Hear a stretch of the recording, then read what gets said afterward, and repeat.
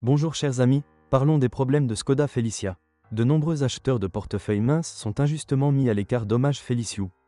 Il y a des problèmes, mais la voiture est bien faite, confortable et pratique, mais la sécurité n'est pas son point fort. Assurez-vous de vérifier les traces de rouille, la transmission, l'électronique et la suspension. La voiture est aujourd'hui considérée comme l'une des plus fiables du marché. Cependant, la situation n'a pas toujours été ainsi.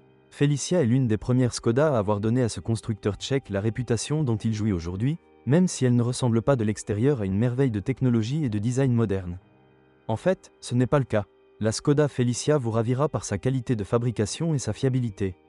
La banquette arrière offre suffisamment d'espace, la position du conducteur est claire et l'habitacle est conçu de manière logique.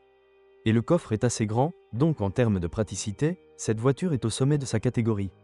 L'expérience de conduite elle-même est bonne, rien d'extraordinaire et pourtant tout à fait suffisante pour vous transporter confortablement où vous le souhaitez. Le moteur essence de base à 1,3 L est dans la version la plus faible, 54 chevaux. Ce package LX n'offre pas grand-chose et le moteur est assez paresseux, alors passons à autre chose. Les modèles Lixi ont un boost de 1,3 à 68 chevaux qui semble beaucoup plus fort mais n'est pas beaucoup plus rapide que le plus faible. Cependant, le 1,6 avec 75 chevaux n'est pas beaucoup plus cher, surtout en demi-cheval, donc nous le conseillons.